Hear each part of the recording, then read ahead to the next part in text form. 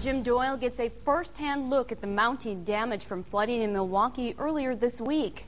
Good evening. The rains have stopped for now in Milwaukee, but the cleanup has only just begun. And Wisconsin's governor got the chance to see for himself what put the area in a state of emergency. Doyle's first stop on his flood damage tour was Nicolet High School in Glendale, just north of Milwaukee.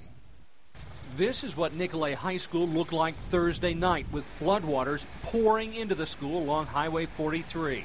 The waters have receded now, allowing Governor Doyle an up-close look at the damage left behind. It lifted air compressors, huge air compressors, right off their footings, lifted them right up into the air, and they floated.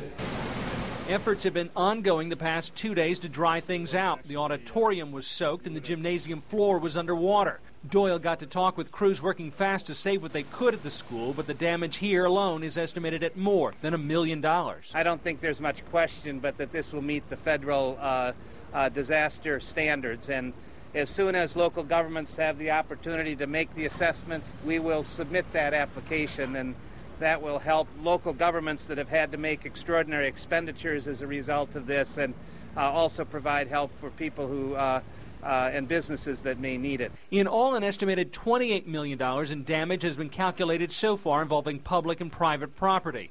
The foundations of several homes in one neighborhood washed away from the 6 inches of rain that fell over a 2-hour period. The floodwaters have gone down, but some homeowners still have to stay away. He said the minute the water go down, the whole house might just collapse. That's why we can't go in there. Doyle also got a look at a massive sinkhole that formed at one city intersection after drainage problems weakened the pavement. The floodwaters from throughout Milwaukee County left many municipalities and residents overwhelmed, but after touring the trouble spots, Doyle says thankfully the situation wasn't worse. You know, after one of these moments, one thing to do is pause and be thankful of what could have happened.